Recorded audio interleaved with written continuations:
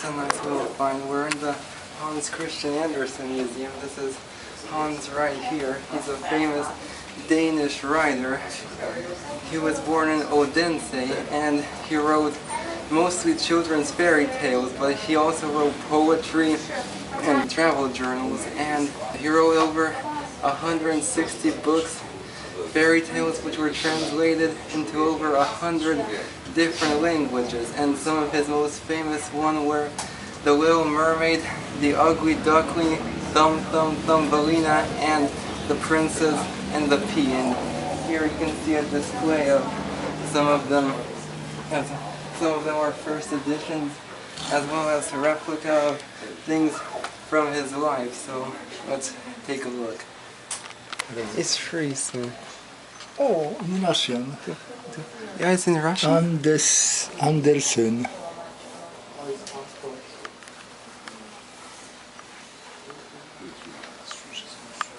Жизнь замечательна.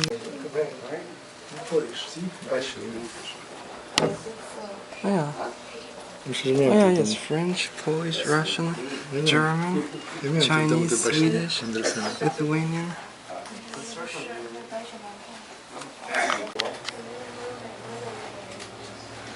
Okay, here we have some tools used for making wooden shoes, similar to those used by Andersen's father, who was a shoemaker.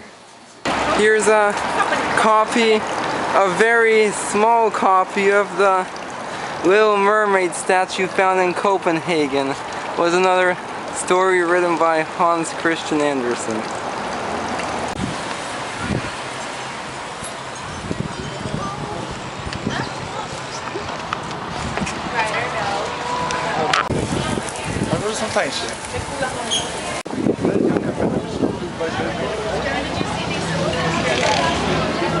Oh yeah, right here we have a display of traditional Danish clothing, and there's some more over. Oh yeah, these are nice. Traditional Danish dresses.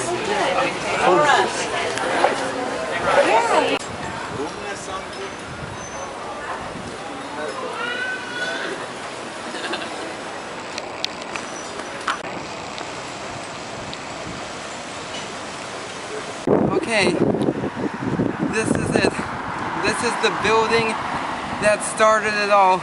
This is the reason Solvang looks the way it does today. This is the Padania Lutheran Church. It was built in 1928 by Hans Skid, and it was actually the first Danish-style building to be built in Solvang, and it's actually modeled on Danish churches. If you go to Denmark or any other northern European city, you'll see exactly this type of church built in sort of a Hanseatic style, and that was the inspiration to turn all the other buildings in Solvang into a Danish provincial style.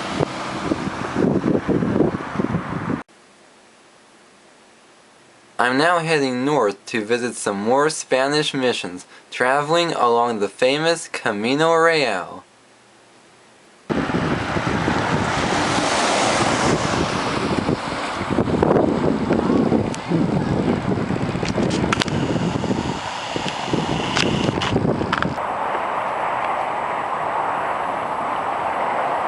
Behind me is the San Miguel Mission, and it was originally founded and built in 1797.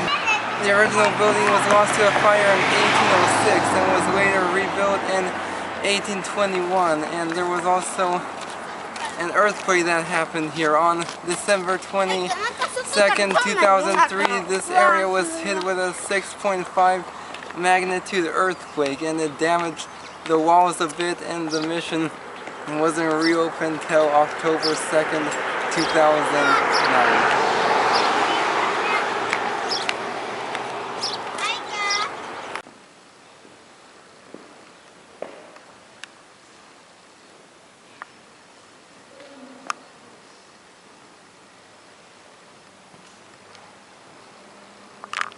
On July 4th, 1846, Petronio Rios and William Reed took possession of the buildings, and the Reed family occupied. Following the murder of 11 Reed family members, the rooms were converted into commercial stores. In 1859, President James Buchanan returned the mission to the Catholic Church, and it was returned to the Franciscans in 1928. Now this next mission we're heading to is actually located in the middle of a military base. This should be interesting. And we're entering the base. Hold on, I better put the camera down. Okay, we're in. Yeah, we have a herd of elk over there.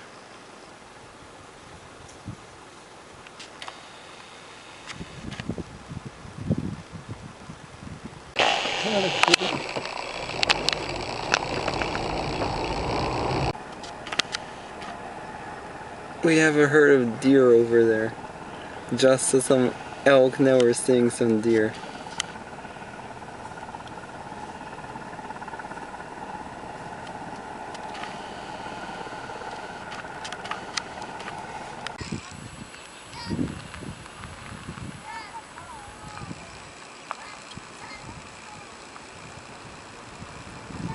We made it. This is Mission San Antonio de Padua. It's the third mission to be established in California. It was founded in 1771 by Father Junipero Serra. He also founded 4 other missions in California. It's actually located on the Hunter Liggett military base, which was established between 1939 and 1940 to train soldiers from World War II, and this used to be Hearst property, William Randolph Hearst, but the U.S. military acquired some land from him to build a military base. But this is its main attraction, the Spanish mission.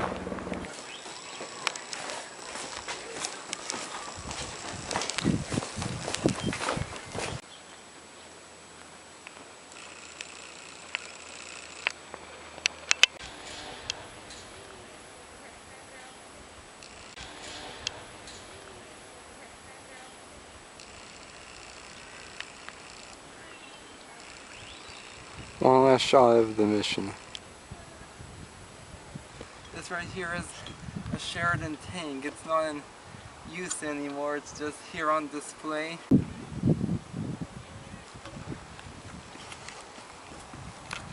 The final leg of my journey takes me to the town of Soledad and Pinnacles National Park.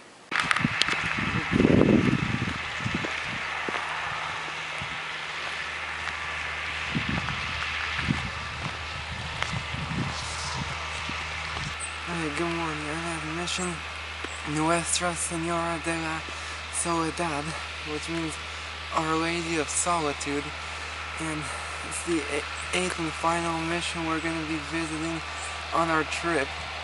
It's a Franciscan mission founded in 1791 to convert the local Indians in the area to Catholicism, and they actually converted and brought Chalin Indians here to work at the mission. Finally, after 3 days on the road, we've arrived at our final destination, Pinnacles National Park. I know the sign says National Monument. Someone was too lazy to change it.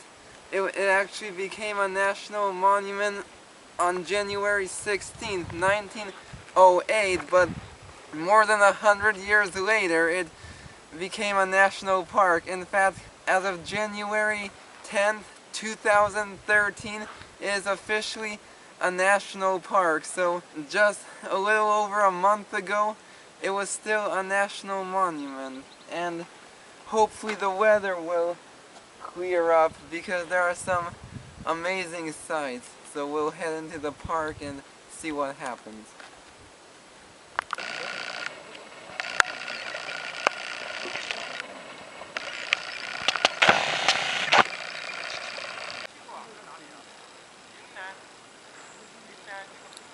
Behind me you can see Resurrection Wall.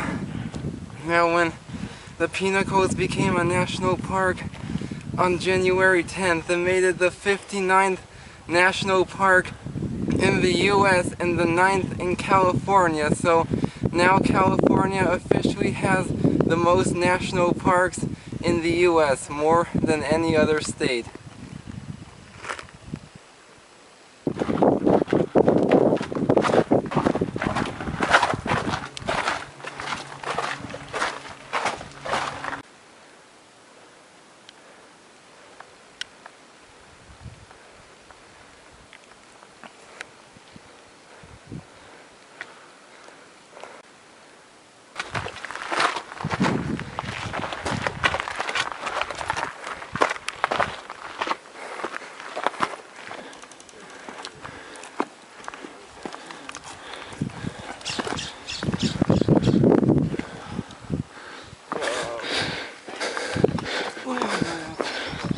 Amazing view. Oh, we have a California condor flying around. Up there are critically endangered species. There are around 32 of them in the park and around 226 left in the wild.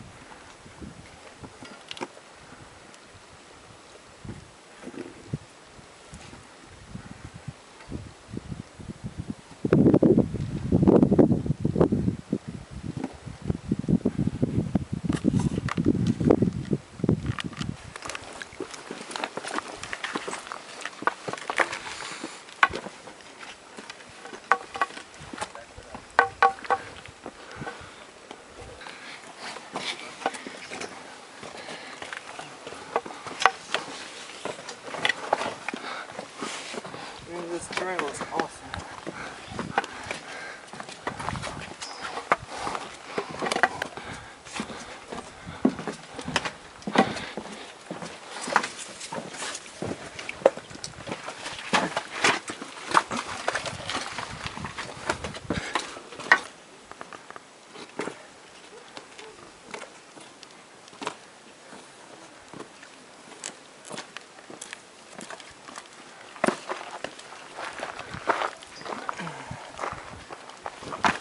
Well, that's one of the more interesting trails I've ever been on. Okay, we're about to go through this man-made tunnel that's been cut into this rock.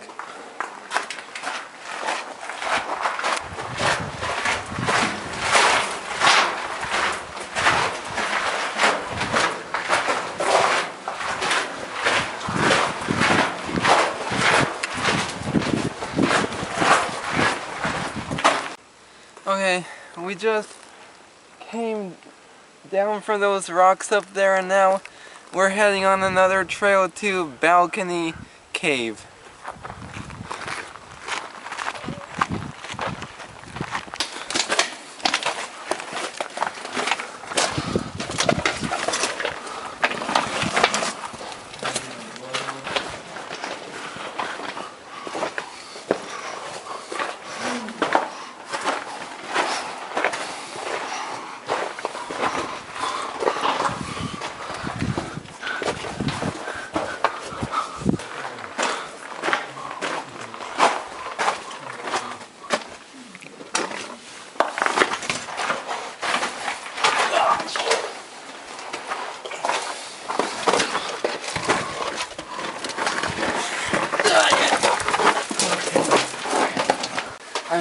going down into Balcony's cave.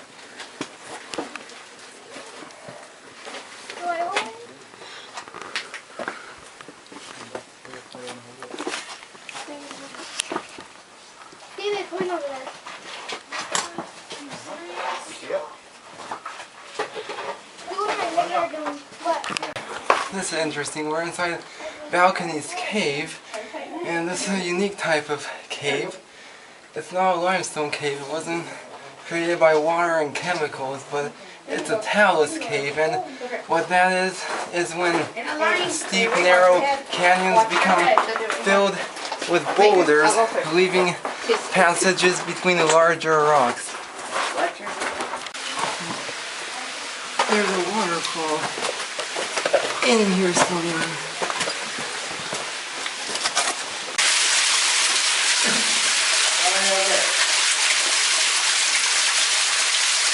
Well, looks like this is the end of our California adventure. You know, to be honest, I never intended on shooting a video on my own state, but now I don't regret it one bit, because this trip has shown me just how amazing my state really is, and that you don't have to go very far to have an awesome adventure. California really is a diverse state. It has a little bit of everything here. Hans Christian Andersen said to travel is to live, and I certainly am living right now, even if I'm not traveling to another country or another state. So my advice, if you can't travel to another country right now, just start in your own backyard, because you'll never know what sort of amazing things you'll discover. Central California, woo!